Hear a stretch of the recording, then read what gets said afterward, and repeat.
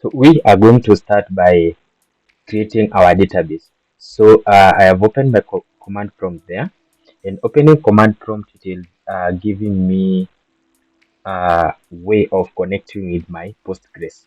So make sure that you have installed Postgres in your machine. Okay, so this one I'll have to type PSQL dash capital U, then the word Postgres, my username.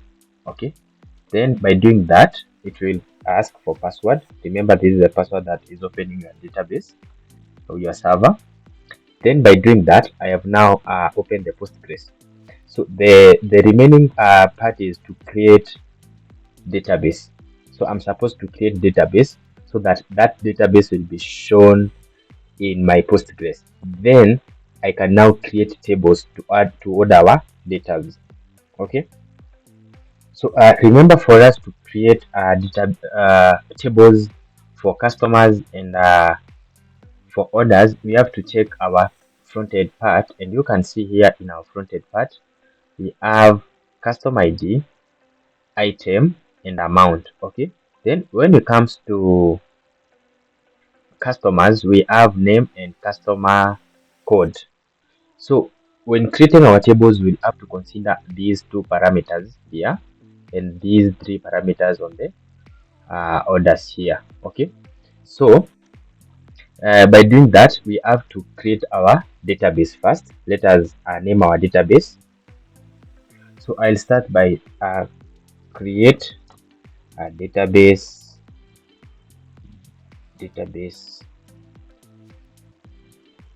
Okay, then the name of the database, I can say tutorial, no, which is the name of the database. We can say which name, you know, it becomes very hard for me to naming some things. Okay, let's say tutorial test. Okay, or tutorial.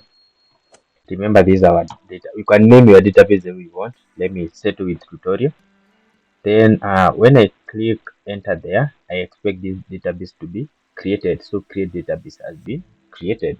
So when I click L like that to check the name of the database, I can see I have tutorial here.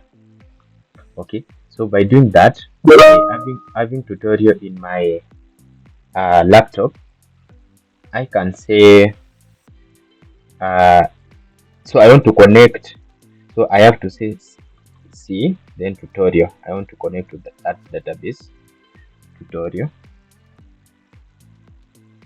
Okay, then it has to say that you are now connected to database tutorial as user Postgres. Okay, so let us now create our table. So to create our table here, I have written code that I'll have to share with you. So I'll start with a table for customers. Okay, let me paste my code here,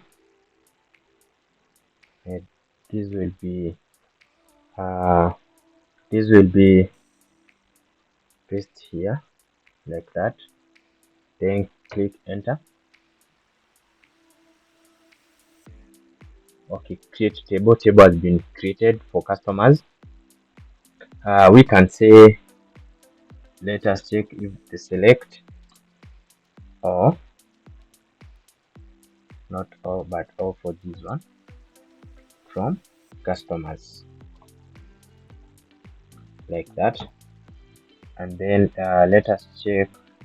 We can see that we have now ID, name, and code, and we will try to add and check our database now if the tables has been created there. So let us now create the table for orders. So for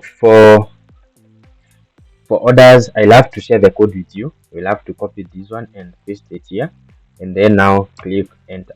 Okay, then let us check if we have created our orders. So select, it's called select or from orders. Okay, by doing that, expect to see ID, custom ID, item, amount, and order time. Okay, these are time that you have created that order. So let us open our Postgres and make sure that you have installed Postgres in your laptop. So to open Postgres, I'll have to do pgadmin, this one, and by doing that, I'll have to open my pgadmin. Then we shall check if the bulk tables have been created. Let us see if we have the bulk tables in our. So this is our pgadmin. It is opening, and then I'll have to go back to servers here, then refresh the servers. Okay, to check if we have tutorial. Okay, let us refresh this one to check if we have tutorial database in our. Yeah, we can see now we have tutorial here. I don't know if you can see this one, but this is a tutorial. Then when I open this tutorial here, I scroll back. I have to cancel this one because I'm not using this one, and I don't want this one. Okay, let me open the schemas. After opening the schemas, we'll have to see the tables. Then after tables, you can see we have customers. Then under these customers, we can try now to check if you have any customers in our table here. Okay,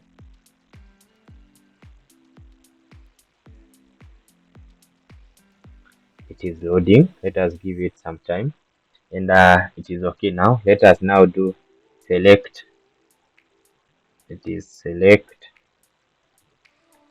or from tables or from customers. Okay, so select all from customers, and this one is going to, please check that I'm putting semicolons at the end of this code. Then execute this command. After doing this, you can see now we have ID, name, and code. So let us now try to create this one manually to see if our database is accepting data in our table. So let us create just one customer here. I'll have to copy this code here like that, and then execute this code. I can say customer name. You can see query returned successfully. So let us now check if we have this customer in our database. We can run it like that, and you can see now we have John Doe customer 001. Let us now check our terminal. The same thing with our terminal. We can do select or